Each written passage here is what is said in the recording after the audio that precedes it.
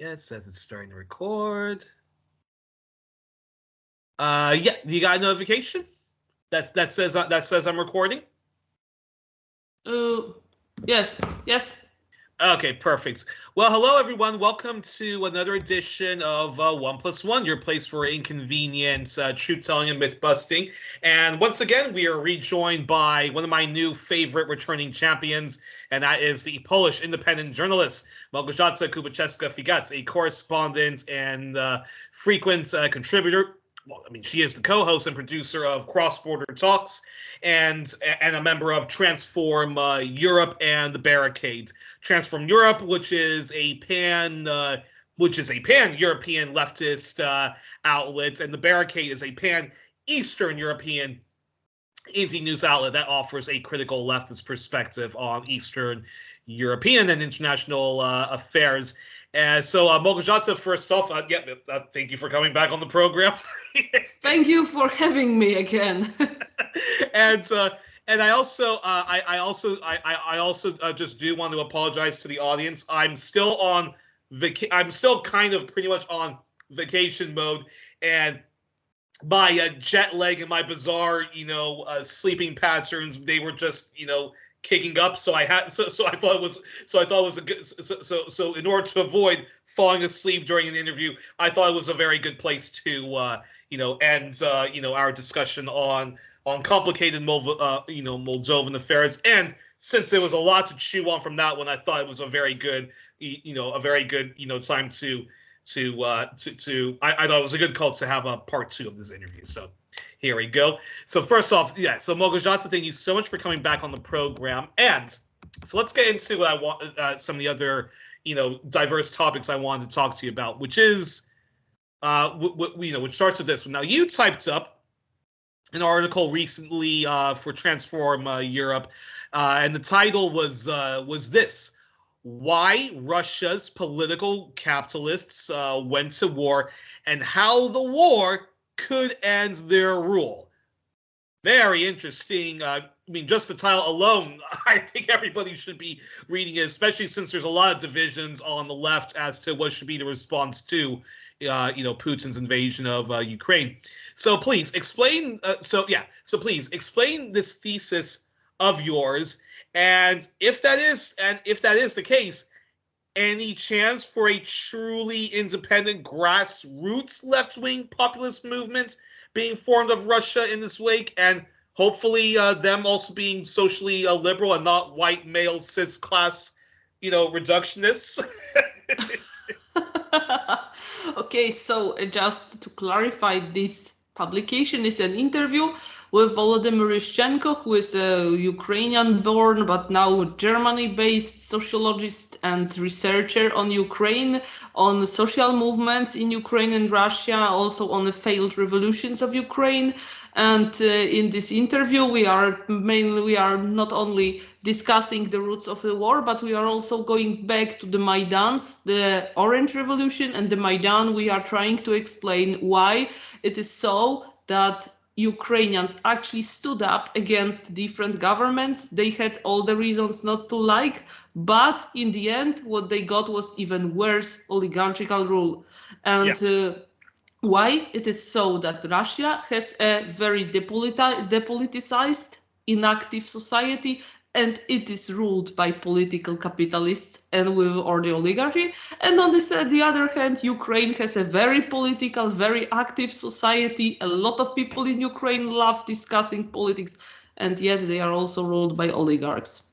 So we were trying to find answer to this paradox. But so I encourage to read the whole interview and to react to that. And if you want to know about the key thesis of the roots of the war, how do we understand it, how my guest understood it, and I agree with him to a great extent. So I would perhaps explain first who are the political capitalists. So Russia, after the fall of the Soviet Union, developed a very specific capitalist system with a class of oligarchs, as Western media like calling them, and Volodymyr suggested political capitalists instead. So a class of very rich people who got rich because they had the chance to privatize or to steal, if you want, the wealth that was accumulated, that was built by the generations of Soviet workers.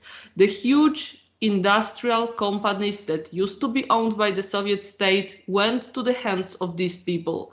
And so Russian capitalism is dominated by people who got rich not because of their, I don't know, innovational approaches, or not even because of the very cheap labor force, because in Russia it is cheap, but not the cheapest if we compare it with different parts of the world, but basically who stole the wealth that was accumulated by someone else. They basically stole the goods that were supposed to serve the interest of the whole Soviet nation or the whole Soviet multinational people. This and because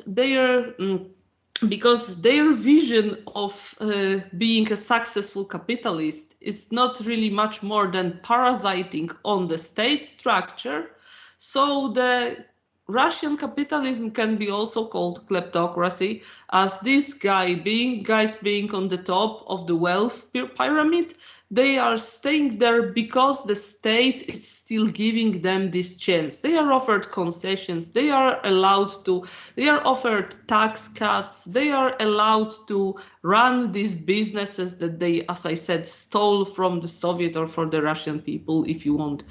And what they are afraid of is that one day the transnational capital could appear in Russia, and then they would have a problem, because they can be the kings in Russia if it is more or less isolated from the international markets, but they have no chance. And all perfectly legal in Russia.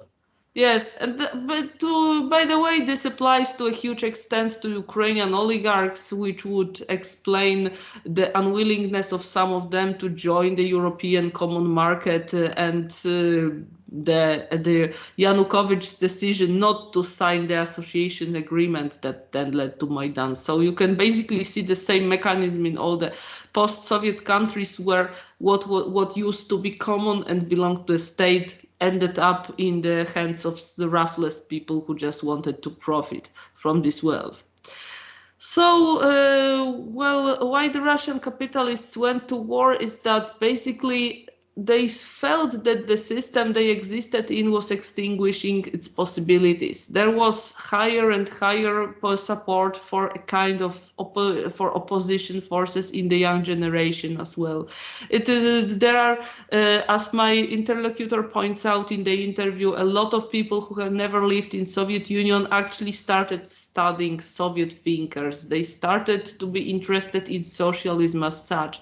Another group of young people is turning to Navalny or to these anti-corruption campaigns and thinking about a liberal free market, a genuine liberal market that would come to Russia and fix things up.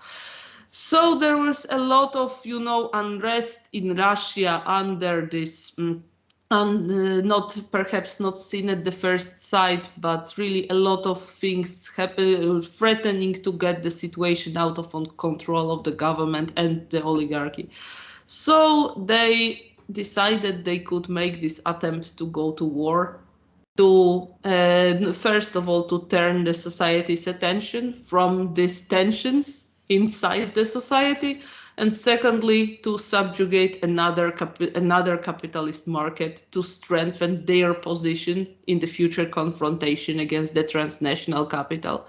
That explains, by the way, why now the key Russian effort is put in the east, when there are resources, when there are industrial plants. Now they are getting ruined by Russian artillery, but it is still a potential to rebuild them. That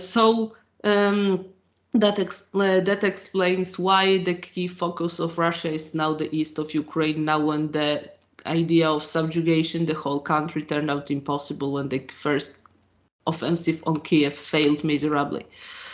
So yes, that is. However, as I said, the title has the second part, as you pointed out. Why the war could end their rule, The thing is that if the war was supposed to be a quick victory. Russia was supposed to win Ukraine, to bring Ukraine into its sphere of influence, and to prove that, well, more than a half of Ukrainians actually wanted integration with Russia and not with the West. This has not happened. This will not happen. Right now, even Russian-speaking Ukrainians are turning their backs from Russia for the very simple reasons. They could have been unhappy in Ukrainian state, but nobody will be happier if the neighbor invades you and bombs your city.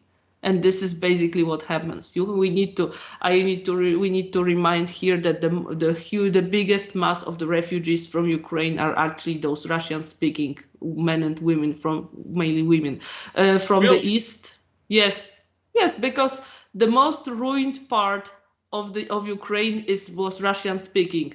Kharkiv used to be a Russian-speaking city before Maidan. After Maidan, it became a center for Ukrainian culture too, but a lot of people were still speaking Russian. Such places as Kramatorsk, as Izium, or Soledar, or Bakhmut, all the places that you now may hear about in the connection with fighting, they were Russian-speaking. Mariupol was the Russian-speaking city, and so is the Melitopol, even more in the east. And Kherson, which is now under the eyes of the state, of the public opinion. Also, I visited this place in 2018, and also to a great extent it was a Russian-speaking city, even though it manifested its devotion to Ukraine with Ukrainian flags in the public sphere. Well, so these Russian-speaking people who had the reasons not to be happy in the Ukrainian state, mainly due to economical reasons, due to the failed economy of it and so on, now they see that instead of helping them in some substantive manner, Russia basically ruined their cities. That is their experience. That is how they see what is happening. So fair to say, sorry to interrupt then, but is it fair to say then that when I get into those very polarizing arguments with people, with people about the invasion of I'm of the opinion, I understand completely why Russia did what it did, but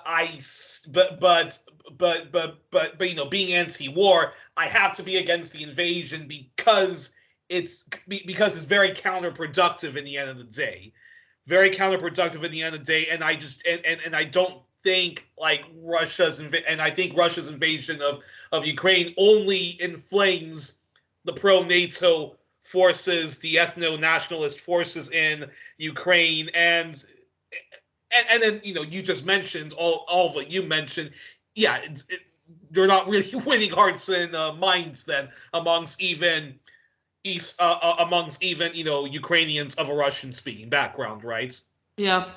So I think that here it is one important point to be stated. Like, Russia has never stopped thinking of Ukraine as of its, I don't know, younger sister or a part of the big Russian world. But the problem is that the attractivity of Russia in the eyes of Ukrainians was falling when Russia became a capitalist country. When Ukraine and Russia belonged to one common socialist space, there was really no problem between these countries and these people. But Russia seemed to believe over last years that it can be attractive for Ukraine by promoting traditional values, whatever it means, by promoting anti-LGBT sentiment, and by promoting the vision of an empire being rebuilt. This is not going to attract anybody who lives in a country devastated by the oligarchs, who lives in a country which offers virtually no guarantees to working people. And when you are a working person and you are looking for sources of income to sustain you and your family, you will be thinking rather of emigrating to Poland, where you can get a job and earn some more money than in Ukraine, than of being attracted to some common projects with Russia, which has nothing to offer you apart from the talk about traditional values.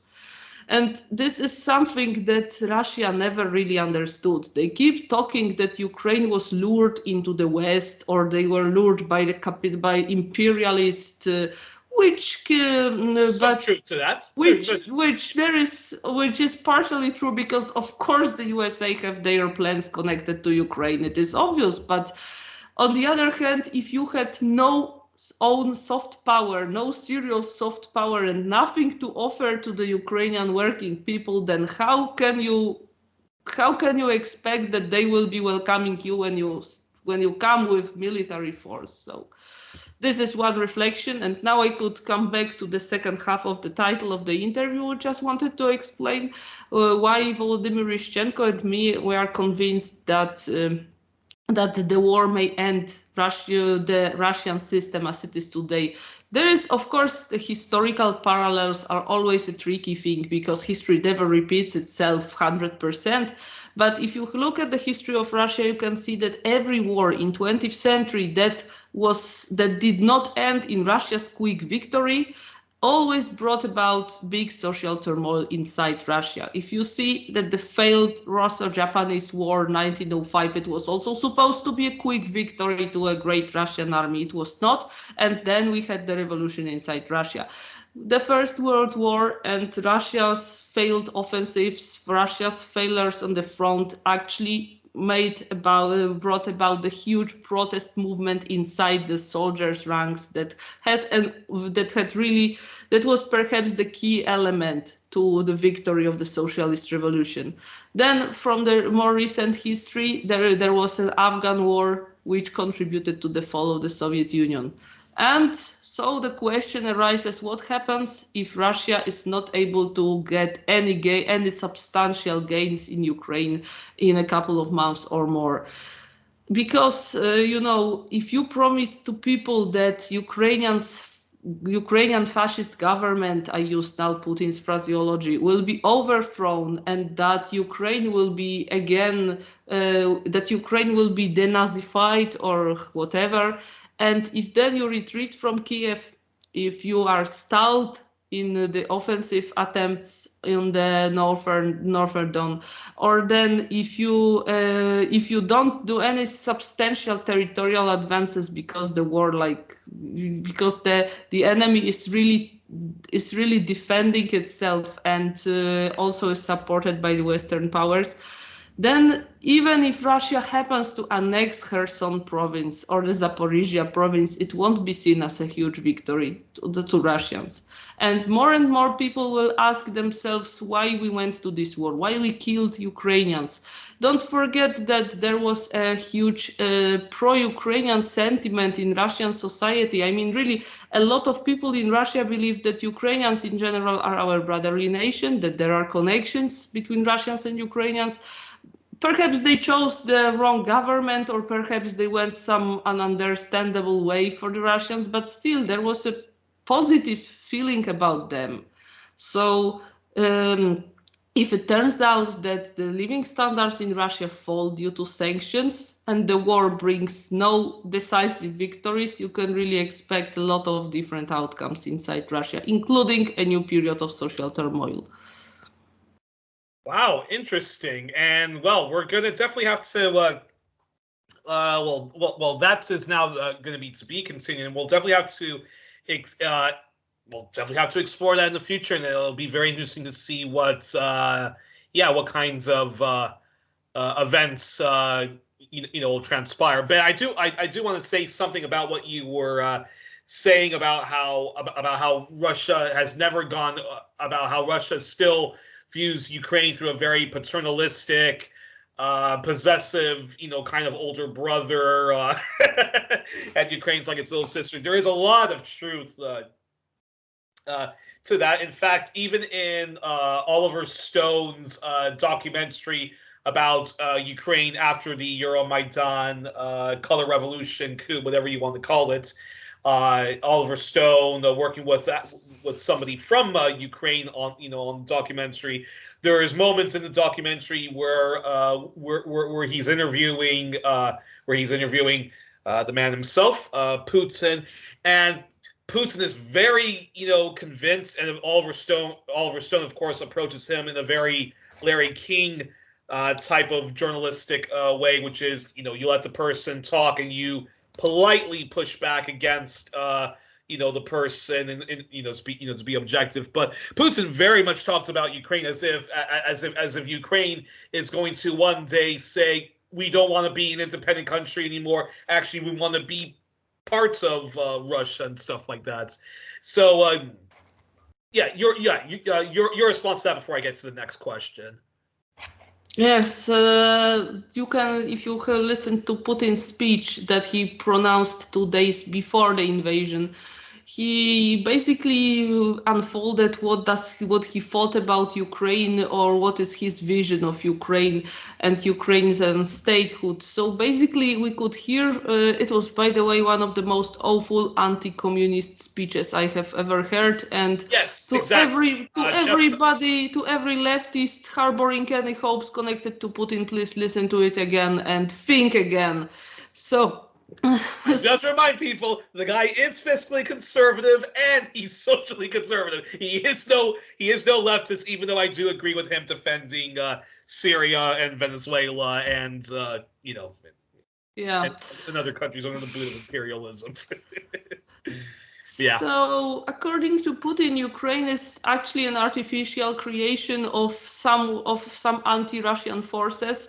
In his speech, he spoke about Lenin artificially creating Ukrainian statehood in order to weaken Great Russia as such. There is also another school of thought that has some adherents in Russia and sadly in Poland too, saying that Ukrainians are Austrian creation, that the Austro-Hungarian government invented Ukrainian identity to counter the Polish influence in Austria-Hungary. And then these guys from Galicia or Western Ukraine found their followers in the in Eastern Ukraine. So in any case, this is a refusal to Ukrainians of having any distinct identity, which is utterly absurd, because Ukrainian language the history of Ukrainian language can be traced back in centuries. It is not a language that evaluate from splitted from Russian. It has an independent history of evolution from the Old Slavonic through the Church Slavonic language to the language that we know today. There was an obvious regional identity for Ukrainians, even when Ukraine was a part of the Russian Empire.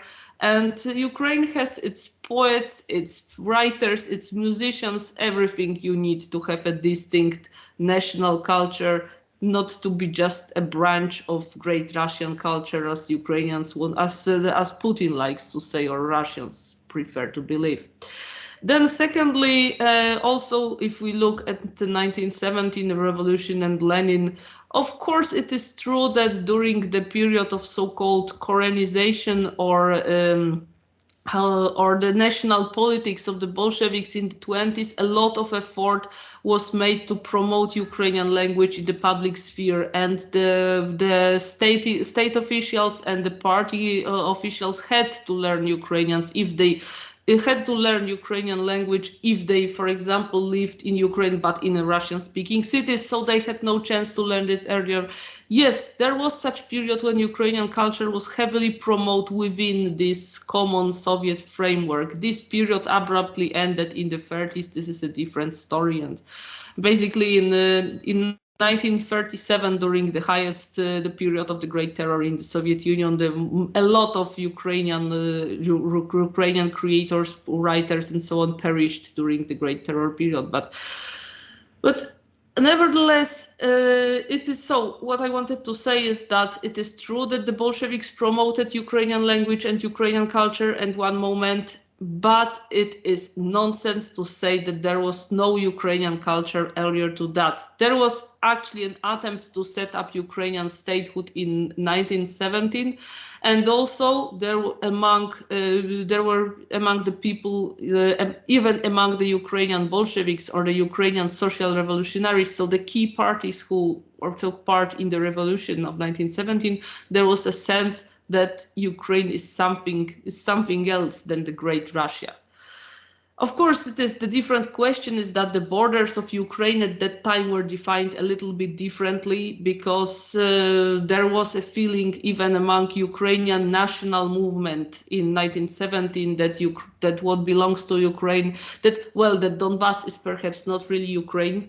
Not really Ukrainian, nor is the South, because it was like colonized by Russia. It was taken from the Turks by Russia and colonized by Russia. So it is a little bit different story. But this was the matter of discussion, how the border, where Ukraine ends. But definitely there was no talking that there is nothing of Ukraine.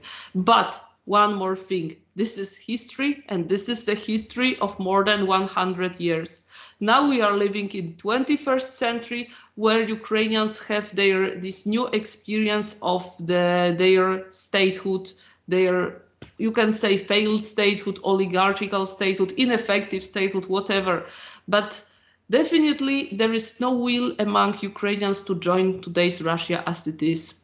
And it is, as I said, it is not only a matter of a national identity, although it is very important here, and it is more and more important every day. It is first of all, it is because Russian system bears no attractivity to anybody, not to anybody who has first-hand experience with Russia. So, really, believing that Ukrainians would like to join Russia is a sign of living on another planet, or I could find even stronger words for that.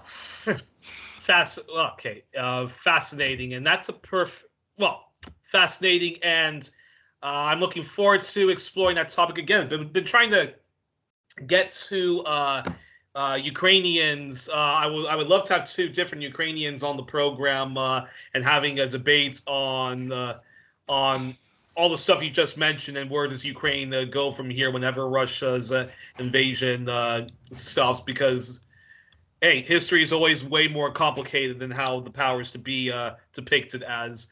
And that's a perfect so that's a perfect segue then to this question, which is, can you briefly explain why Turkey, which is a member of NATO, didn't want Sweden and Finland to join?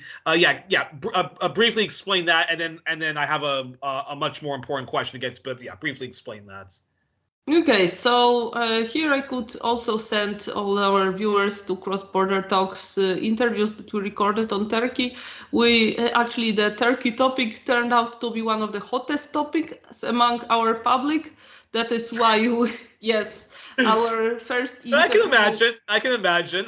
Yes, so we are now offering kind of free different interviews on different aspects of Turkey's politics. Check out our SoundCloud or Spotify channel, you will find all of them, and YouTube too. To answer briefly your question, Turkey's ambition is to be a superpower. A regional power is the minimum, and more than one region power is the next step.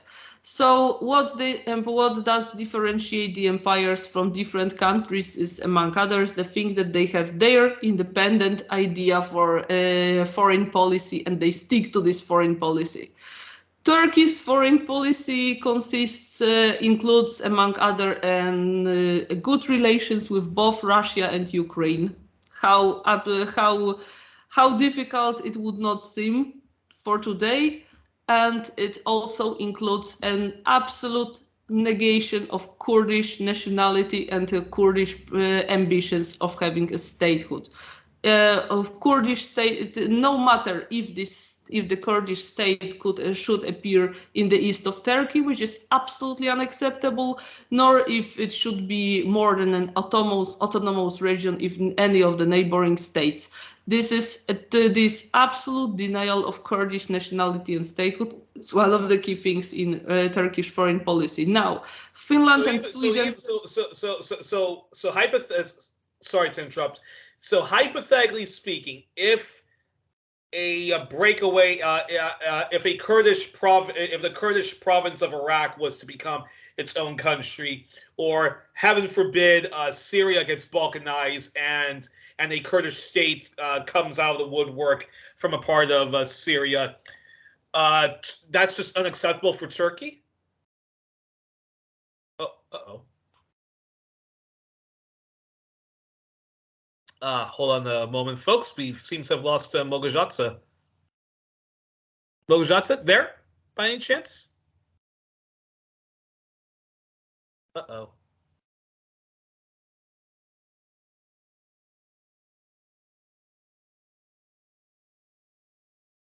Oh, we seem to have lost Malgorzata.